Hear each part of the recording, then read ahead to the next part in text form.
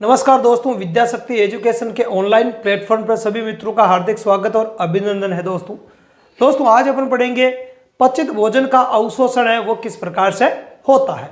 जैसा कि ऊपर हेडिंग लगाई हुई है, जो पचित भोजन है, पचित भोजन का अवशोषण है वो कैसे होता है। हम भोजन करते हैं, भोजन करने के पश्चात उसका पाचन स्टार्ट हो जाता है मुंह से ही। भोजन के पाचन की जो प्रक्रिया वो कहाँ से प्रारंभ हो जाती है? मुख से ही, या मुख गुहिका बोल दो तो मुख गुहिका से भोजन के पाचन की जो प्रक्रिया है वो स्टार्ट हो जाती है। फिर आमाशय में भोजन का पाचन होता है और फिर छोटी आंत में भोजन का पाचन होता है। छोटी आंत के 3 भाग होते हैं, जैसा कि मैंने आपको पहले भी बताया था। तो छोटी आंत में भोजन का पूर्ण पाचन और पूर्ण अवशोषण की प्रक्रिया होती है।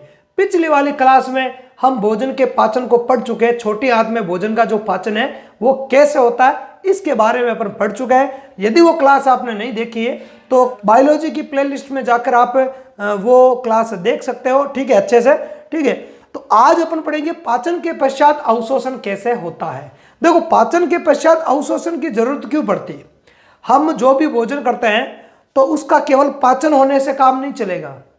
पाचन तो होता आहार नाल में, या मान लो आमाशय और छोटी आंत में, फिर उसका शरीर की प्रत्येक कोशिका तक पहुंचना जरूरी है। पचित भोजन जब तक हमारे शरीर की प्रत्येक कोशिका तक नहीं पहुंचेगा, कोशिका में स्थित माइटोकॉन्ड्रिया द्वारा एटीपी का निर्माण नहीं होगा, क्योंकि एटीपी ही सभी जीवधारियों के लिए क्या होती है? जरूरी होती है। तो पाचन की अपन बात करें तो पाचन की जो शुरुआत होती है ना, पाचन की अपन बात करें तो पाचन की जो शुरुआत होती है वो कहां से होती है? देखना, शुरुआत, प्रारंभ, पाचन प्रक्रिया का जो प्रारंभ है वो कहां से होता है? मुख गुहिका से। या तो लिख दो मुख, या क्या लिख दो? मुख गुहिका। तो मुख गुहिका से ही भोजन का जो पाचन है वो प्रारंभ हो जाता है। अब मुख के बाद फिर क्या आती है? फिर आती है अपने ग्रसनी। क्या आती है? ग्रसनी। तो ग्रसनी में किसी प्रकार का कोई पाचन नहीं होता है। फिर आती है ग्रसिका, इसमें भी किसी प्रकार का कोई पाचन नहीं होता है। और उसके बाद में आता है आमाशय। आमाशय में भोजन का कैसा पाचन होता है?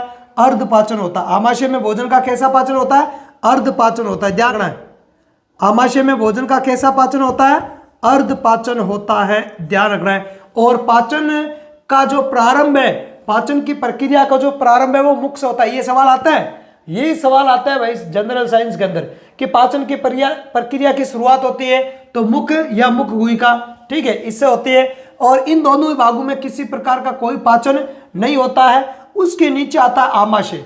आरनाल के पूरे भाग में बता चुका हूं, पाचन की प्रक्रिया शुरू की थी।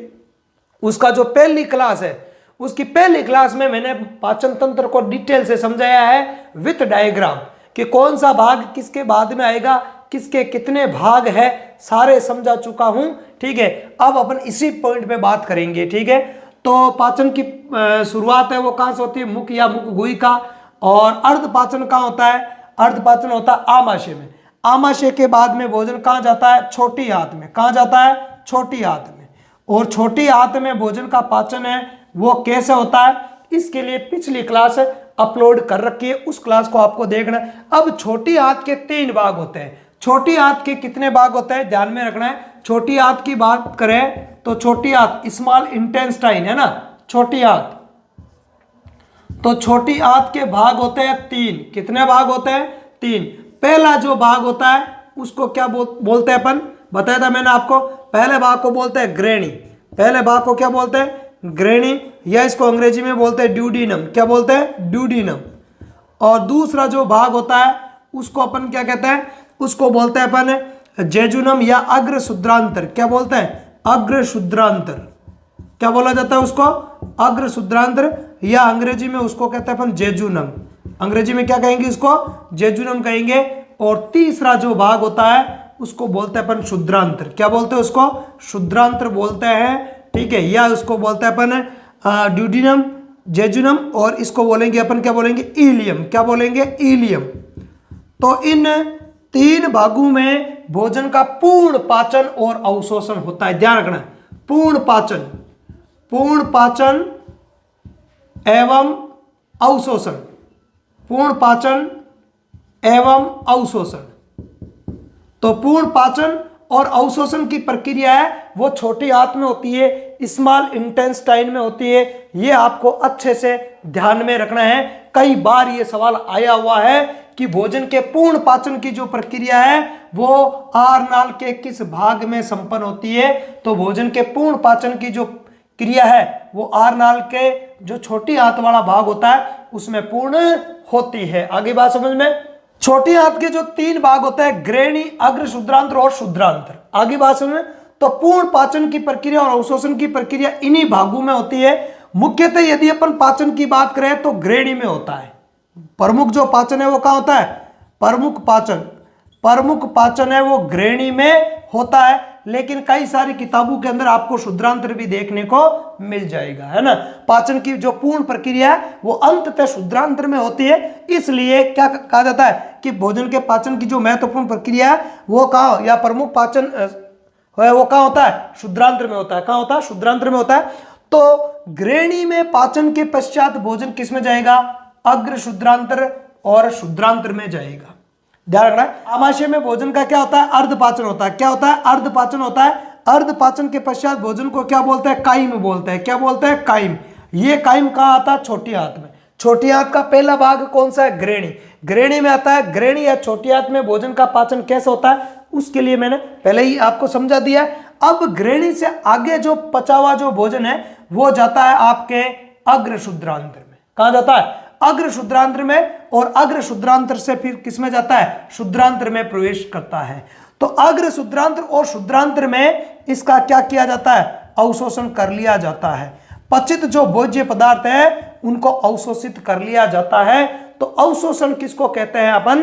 अवशोषण में क्या होता है कि जो आंत की जो उपकला होती है, आंत की जो उपकला, झिल्ली है ना, उपकला का मतलब झिल्ली या जो स्तर होता है, इस उपकला के द्वारा भोजन को अवशोषित कर लिया जाएगा और उसको रक्त या लसिका में मिला दिया जाएगा। किसमें? रक्त या लसिका में। किसमें? रक्त या लसिका में।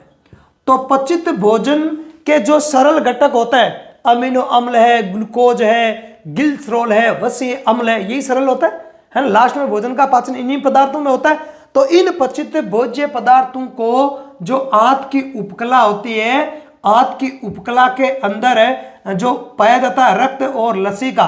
तो इस रक्त और लसिका के अंदर इन भोज्य पदार्थों को या पचित पदार्थों को भेज दिया जाता है और रक्त या लसिका के माध्यम से ये पदार्थ शरीर की कोशिकाओं तक पहुंच जाता है, जहां पे कोशिकाएं इन पदार्थों को ग्रहण करती है और इनसे नए प्रकार के पदार्थ है वो बना लेती है। या ग्लूकोज है तो एटीपी बना लेगी, प्रोटीन है तो मरम्मत वगैरह है या अन्य कोशिकांग वगैरह है बनाने में, उसको काम में ले लेगी। आगे बात सुन। तो उपकला के द्वारा भोजन का जो अवशोषण है या पचित भोजन का जो अवशोषण है वो किस प्रकार से होता है इसको अपने को समझना है। तो ये अवशोषण की प्रक्रिया अग्र शुद्रांत्र और शुद्रांत्र दोनों में ही होती है। अग्र शुद्रांत्र और शुद्रांत्र दोनों में ही होती है। तो इसको अपने को देखते हैं, ठीक है।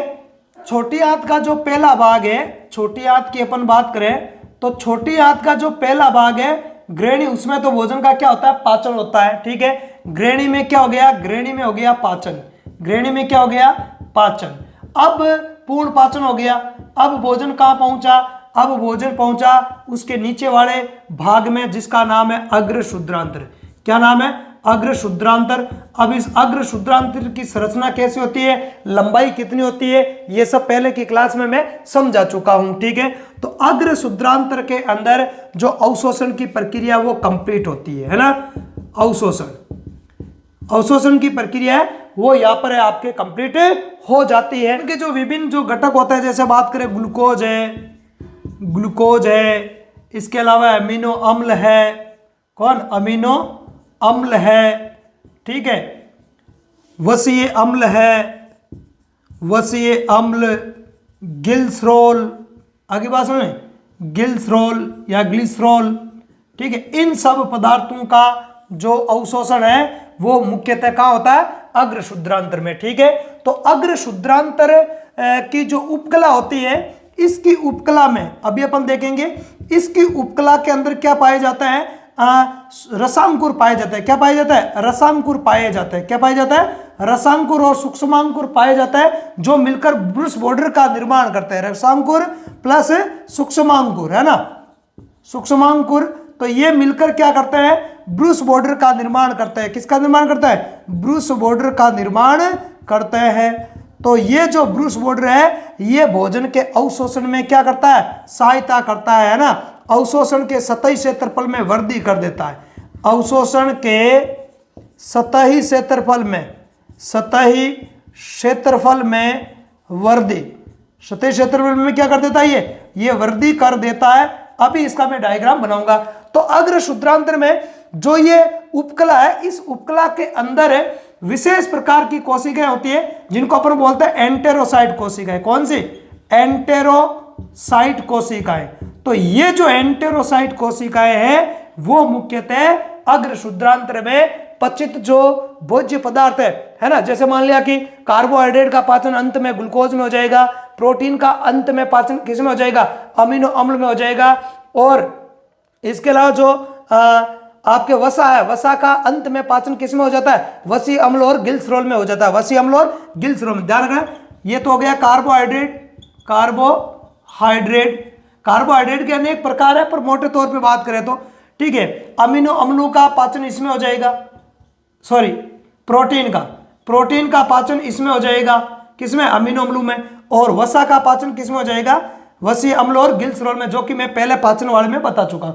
तो ये पाचन के अंतिम उत्पाद होते हैं। मेरा कहने का मतलब ये है, मेरा कहने का मतलब है कि पाचन के जो अंतिम उत्पाद होते हैं, ये अंतिम उत्पाद, क्योंकि पाचन की प्रक्रिया यहां पूर्ण हो जाती है, ये आगे जब अग्र शुद्रांत्र में जाते हैं तो आगे अग्र शुद्रांत्र में उपकला के अंदर एंटेरोसाइट कोशिकाएं होती है। ये एंटेरोसाइट कोशिकाएं, उपकला कैसी होती है, उपकला होती है, उपकला के ऊपर अंगुलीनुमा प्रवर्ध होते हैं। अभी डायग्राम में बताऊंगा मैं, ये अंगुलीनुमा प्रवर्ध कहलाता है रसांकुर। अंगुलीनुमा प्रवर्ध क्या कहलाता है, रसांकुर, और इनके ऊपर बाल के समान संरचनाएं पाई जाती है जिनको बोलते हैं सूक्ष्मांकुर। रसांकुर और सूक्ष्मांकुर मिलकर ब्रूस बॉर्डर का निर्माण करते हैं, जो शुद्रांत्र है या दोनों में पाए जाता है ना। बात करें शुद्रांत्र, तो शुद्रांत्र में भी ये पाए जाते हैं ना, शुद्रांत्र, ये शुद्रांत्र की भित्ति में भी पाए जाते हैं। तो शुद्रांत्र और अग्र शुद्रांत्र में अवशोषण की प्रक्रिया वो हो जाती है, और अवशोषण के लिए ये पाए जाता है रसांकुर, सूक्ष्मांकुर, जो मिलकर ब्रूस बॉर्डर का निर्माण करता है।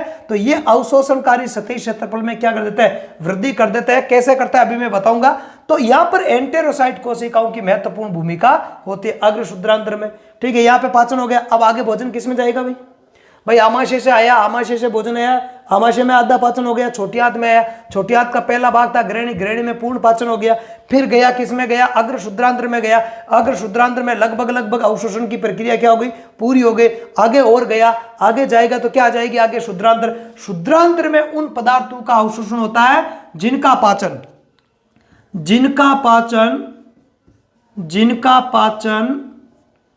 अग्र शुद्रांत्र में नहीं होता है, अग्र शुद्रांत्र में नहीं होता है, जिनका पाचन अग्र शुद्रांत्र में नहीं होता है, तो उनका पाचन यहां पर हो जाता है। फॉर एग्जाम्पल की अपन बात करें तो एग्जाम्पल की बात करें जैसे पित्त वर्णक, पित्त जो लवण है, पित्त लवण में पित्त वर्णक उपस्थित होता है ना, पित्त वर्णक जैसे बिलीरुबिन और बिलीवर्डिन, बिलीरुबिन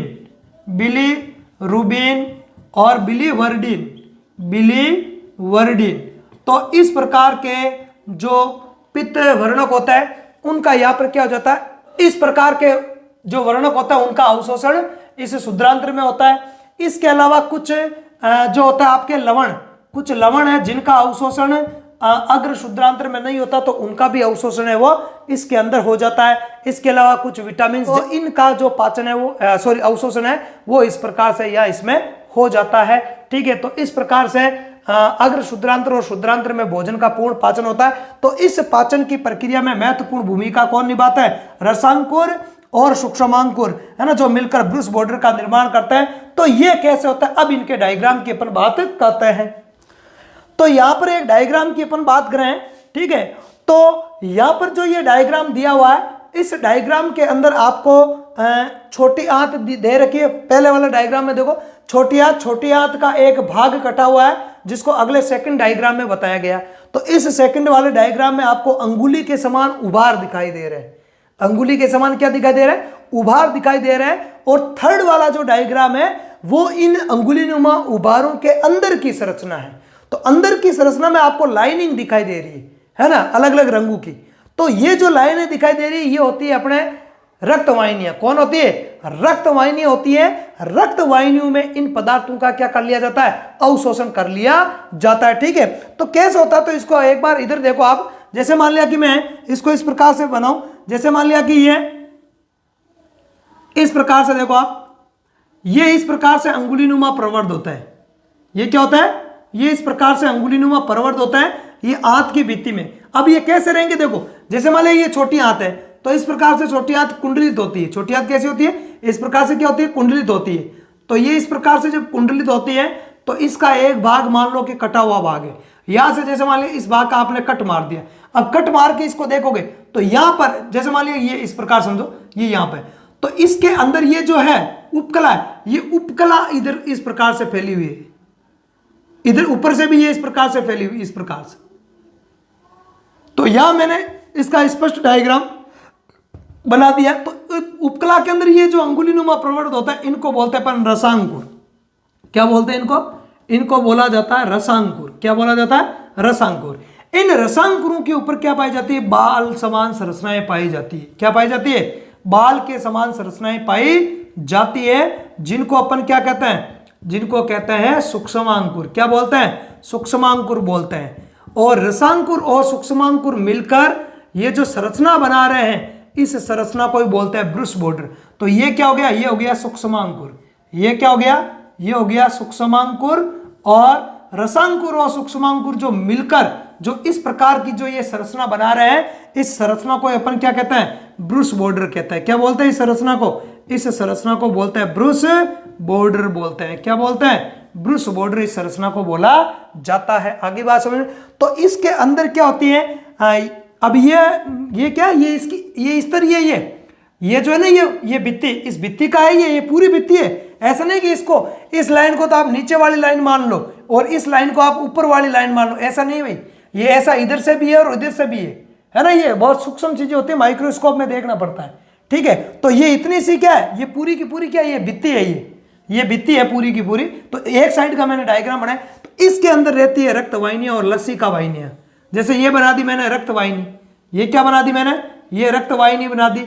और दूसरे कलर की मैं बना दूं, जैसे मान लिया कि ये लसिका वाहिनी बना दूं मैं, तो क्या होती है, रक्तवाहिनियां और लसिका वाहिनियां। ठीक है, तो ये हो गई अपना रक्तवाहिनी, मान लो ये हो गई रक्तवाहिनी हो गई। और ये दूसरी क्या हो गई, ये मान लो कि लसिका वाहिनी हो गई। क्या हो गई, लसिका वाहिनी हो गई। तो पचित भोज्य पदार्थ है, कुछ पचित भोज्य पदार्थ तो अपनी उच्च सांद्रता से निम्न सांद्रता की ओर ऑटोमेटिक इसके अंदर आ जाएंगे, इसके अंदर खींचे जाएंगे, है ना। अरे इसके अंदर ऑटोमेटिक खींचे आएंगे पदार्थ आईवास, और कुछ का सक्रिय रूप से अवशोषण कर लिया जाता है। तो कुछ पदार्थों का जो अवशोषण है वो तो आपके सांद्रता प्रवणता के अनुसार होता है। किसके अनुसार होता है, सांद्रता प्रवणता के अनुसार। उच्च सांद्रता से निम्न सांद्रता की ओर पदार्थों का स्वतः क्या हो जाएगा, अवशोषण हो जाएगा। अरे ग्रेणी के इसमें अग्र शुद्रांत्र और शुद्रांत्र में क्या है, पोषक तत्व ज्यादा है, जबकि रक्तवाहिनियों में क्या है, कम है। तो पदार्थ उच्च से किसकी ओर जाएंगे, अपनी निम्न सांद्रता की ओर जाएंगे। तो ऑटोमेटिक अग्र शुद्रांत्र और शुद्रांत्र में जो भी पचित पदार्थ है जिनकी सांद्रता शुद्रांत्र में ज्यादा होती है, अग्र शुद्रांत्र में ज्यादा होती है, तो वो रक्तवाहिनियों में ऑटोमेटिक चला जाएंगे, क्योंकि रक्तवाहिनियों में उन पदार्थों की क्या होती है, कमी होती है। पानी को गिराओगे तो किस ओर से किस ओर जाएगा, ऊंचे स्थान से नीचे स्थान की ओर जाएगा।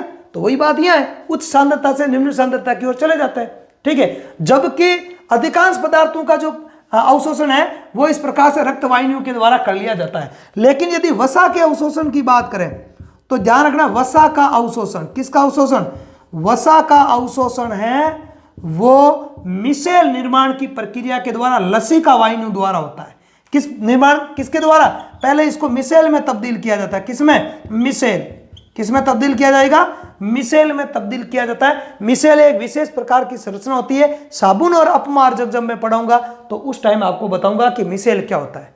तो मिसेल निर्माण की प्रक्रिया के द्वारा वसा का अवशोषण किसके द्वारा, लसिका वाहिनियों के द्वारा किया जाता है। बाकी वाले जो पदार्थ है वो अधिकांश पदार्थ है वो सांद्रता प्रवणता के अनुसार ऑटोमेटिक शुद्रांतर या अग्र शुद्रांतर से लसिका वाहिनियों में चले जाता है, और कुछ का है वो सक्रिय अवशोषण कर लिया जाता है। सक्रिय अवशोषण वो कर लिया जाता है झिल्ली के द्वारा या झिल्ली की कोशिकाओं के द्वारा। तो इस प्रकार से भोजन के पाचन की प्रक्रिया वो पूर्ण होती है। तो ध्यान रखना, भोजन के पाचन की प्रक्रिया की शुरुआत कहां से होती है, मुख से, अर्धपाचन आमाशय में, पूर्ण पाचन छोटी आंत में।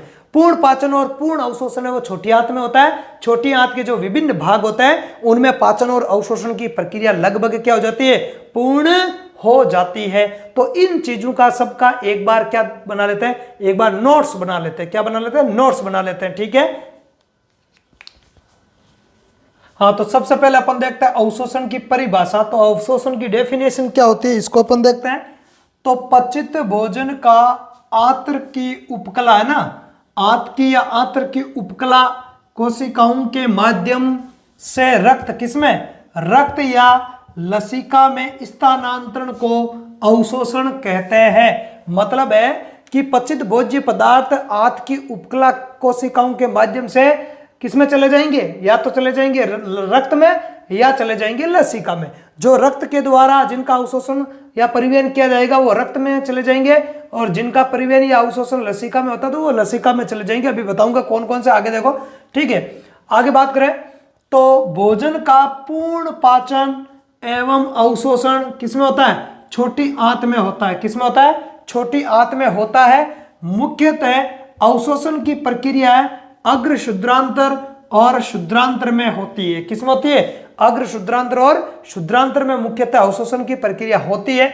आगे देखो, आंत की उपकला में स्थित एंटेरोसाइट, कौन सी कोशिकाएं, एंटेरोसाइट कोशिकाओं द्वारा, किसके द्वारा, एंटेरोसाइट कोशिकाओं द्वारा यह कार्य किया जाता है या पूर्ण किया जाता है। तो एंटेरोसाइट कोशिकाएं हैं वो अवशोषण में सहायता करती हैं। आगे देखो, अवशोषण हेतु आंत्र उपकला पर अंगुली नुमा परवर्त या उभार होते हैं। जैसा अभी आपको पहले डायग्राम में बताया था, उभार होते हैं जिन्हें रसांकुर कहते हैं। उन अंगुलियों उभारों को क्या बोलते हैं, रसांकुर, या अंग्रेजी में बोलते हैं विलाई कहते हैं। रसांकुरों के ऊपर बाल समान संरचनाएं पाई जाती है। बताया था अभी आपको, बाल समान संरचनाओं को क्या कहते हैं, सूक्ष्मांकुर या माइक्रोविलाई कहा जाता है। विलाई और ये बाल समान होते हैं तो माइक्रोविलाई होगी। ठीक है, माइक्रोविलाई कहते हैं। रसांकुर एवं सूक्ष्मांकुर मिलकर, दोनों मिलकर संयुक्त रूप से किसका निर्माण करते हैं, ब्रूस बॉर्डर का निर्माण करते हैं। किसका निर्माण करता है, ब्रूस बॉर्डर का निर्माण करते हैं। आगे देखें, आगे जो अवशोषण के सतही क्षेत्रफल में वृद्धि कर देते हैं। ठीक है, तो रसांकुर और सूक्ष्मांकुर मिलकर किसका निर्माण करते हैं, ब्रूस बॉर्डर का निर्माण करते हैं। किसका निर्माण करते हैं, ब्रूस बॉर्डर का निर्माण करते हैं। ये ब्रूस बॉर्डर है वो अवशोषण के सतही क्षेत्रफल में वृद्धि कर देती है। कैसे कर देती है, क्योंकि ये जो भाग होता है वो कुंडलित होता है। जैसे मैंने बताया था अंगुलीनुमा उभार होता है, तो कुंडलित भाग होने के कारण है उसका सतही क्षेत्रफल बढ़ जाता है। कैसे, जैसे एक नॉर्मल उदाहरण दूं तो नॉर्मल उदाहरण दूं, जैसे मान लिया कि एक 100 मीटर लंबी रस्सी है और उसको किसी कमरे में रखना है, तो 100 मीटर लंबा तो कमरा होता नहीं भाई, 100 मीटर लंबा कमरा तो होता नहीं, लेकिन आप उसको फोल्ड करोगे, समेट कर फोल्ड करके आप चाहो तो एक कमरे के कोने में रख सकते हो। कहां रख सकते हो, तो 100 मीटर लंबी रस्सी को आपने फोल्ड कर दिया, तो फोल्ड कर दिया तो पहले उसका जो क्षेत्रफल था वो बढ़ा हुआ था, फोल्ड करने से क्या हो गया, उसके क्षेत्रफल में क्या हो गई, वो सिमट कर कम हो गया। तो ऐसे ही क्या होता है कि ऐसे ही वो जो अंगुलीनुमा उभार होते हैं वो वास्तविकता के अंदर सिमटे हुए रहते हैं। एक जैसे एक रस्सी की तरह उनको लंबा करें ना तो वो सतही क्षेत्रफल बहुत बढ़ जाएगा। भाई 100 मीटर लंबी रस्सी है, उसको आप कोने में रख रहे हो तो वो एक जगह पड़ी है और उसको लंबा करो तो 100 मीटर हो गई। तो इसका मतलब है 100 मीटर की जगह घेरने वाली, लंबाई में 100 मीटर घेरने वाली जगह एक छोटी सी जगह में पड़ी है। ऐसे ही जो रसांकुर, जो उपकला होती है, आंत्र की जो भित्ति होती है, उसमें जो रसांकुरों को, अंगुलीनुमा प्रवर्तों को यदि सीधा किया जाए तो बहुत लंबी जगह घेरते हैं, जबकि वो फोल्डेड होने के कारण, बताता अभी डायग्राम में, फोल्ड होने के कारण छोटे से एरिया में ही समेकित हो जाता है। तो छोटे से एरिया में समेकित हो गए तो क्षेत्रफल उतना का उतना ही क्षेत्रफल कम जगह में आ रहा है, तो कहने का मतलब तुलनात्मक रूप से सतही क्षेत्रफल में क्या हो जाती है, वृद्धि हो जाती है। आगे देखो, अवशोषण की मुख्यतः प्रक्रिया शुद्रांतर में पूर्ण होती है। आगे भाषण, मुख्यतः जो अवशोषण की प्रक्रिया वो शुद्रांतर में होती है या मोटे तौर पे आती है तो कहाँ, आंत में। शुद्रांतर किसका भाग है, आंत का ही भाग है। किसका भाग है, आंत का भाग है। तो ध्यान रखना शुद्रांतर आए ऑप्शन के अंदर, ये जरूरी नहीं है आंत, आमाशय, आंत, मुख, ऐसे ऑप्शन आपको मिल सकता है। जिन पदार्थों, है ना, जिन पदार्थों का अवशोषण अग्र शुद्रांतर द्वारा नहीं होता है उनका अवशोषण किसके द्वारा होता है, शुद्रांतर द्वारा होता है। जैसे एग्जांपल के तौर पर देखें तो पित्त लवण है, विटामिन है, इनका जो अवशोषण है वो अग्र शुद्रांतर द्वारा नहीं होता है तो उनका शुद्रांतर द्वारा होता है। इसलिए कहते हैं मुख्यतः और पूर्ण पाचन की जो प्रक्रिया वो कहाँ होती है, शुद्रांतर में होती है। पूर्ण पाचन की जो प्रक्रिया कहाँ होती है, शुद्रांतर में होती है। हालांकि पाचन की प्रक्रिया में अग्र शुद्रांतर की जो एंटेरोसाइट कोशिकाएं वो भी महत्वपूर्ण रूप से भूमिका निभाती है, पर ये दोनों भागों में कोई ज्यादा फर्क नहीं होता है। आगे देखो, वसा में घुलनशील कुछ पदार्थ, एल्कोहल एवं कुछ औषधियों का जो अवशोषण है वो आमाशय में ही हो जाता है। भाई ध्यान रखना, कहाँ हो जाता है, कुछ एल्कोहल शराब और कुछ औषधियों का अवशोषण है वो कहाँ हो जाता है, आमाशय में हो जाता है। इसलिए अपन ज्यादातर जो दवाएं लेते हैं ना, दवा, है ना, तो डॉक्टर क्या कहता है, डॉक्टर कहता है कि खाना खाने के बाद में लेना है। तो खाना खाने के बाद में जो दवाएं लेते हैं उसका कारण ये होता है क्योंकि हमने भोजन किया 15-20 मिनट बाद में हम उनको ले लेते हैं, क्योंकि भोजन करते हैं तो भोजन के अंदर जो रस आके मिलते हैं वो भोजन का पाचन भी करते हैं, तो उस टाइम कुछ अवशोषण की भी प्रक्रिया होती है ना। जब भोजन का पाचन होगा तो कुछ अवशोषण की प्रक्रिया अल्प मात्रा में होती है, तो औषधियों का अवशोषण है वो वहीं पे आमाशय में हो जाता है। इसलिए खाना खाने के बाद में अपन जो खाना खाने वाली टेबलेट लेते हैं बाद में, ठीक है। आगे देखो, आगे जल, कुछ खनिजों एवं कुछ अन्य औषधियों का अवशोषण कहाँ होता है, बड़ी आंत में भी होता है। कहाँ होता है, बड़ी आंत में भी होता है। ये कुछ एडिशनल चीजें जिनको अपने को ध्यान में रखना है। आगे बात करें, वसा का अवशोषण लसिका द्वारा और कैसे, मिसेल निर्माण की प्रक्रिया के द्वारा होता है। किसके द्वारा होता है, मिसेल निर्माण की प्रक्रिया के द्वारा किसका, इस वसा का अवशोषण है होता है किसमें, लसिका वाहिनियों में। किसमें, लसिका वाहिनियों में। बाकी ग्लूकोज, फ्रुक्टोज जो भी पदार्थ है उनका रक्त वाहिनियों में अवशोषण हो जाता है। तो इस प्रकार से पाचन की प्रक्रिया है वो पूर्ण होती है। तो इस क्लास में आज इतना ही पढ़ेंगे। यदि क्लास आपको अच्छी लगी है तो अपने दोस्तों में से ज्यादा शेयर करना है। चैनल पर आप नए हो तो चैनल को आपको जरूर सब्सक्राइब करना है और वीडियो को लाइक भी करना है, ठीक है। और यदि अच्छा लगा है, ठीक है, तो आपको कमेंट करना है और हमारे टेलीग्राम ग्रुप से भी आप जुड़ सकते हो। उसका जो लिंक है वो चैनल के अबाउट सेक्शन में दिया हुआ है, या चैनल पेज को खोलोगे तो वहां पर भी दिया हुआ है। तो इस क्लास में इतना ही। धन्यवाद। जय हिंद।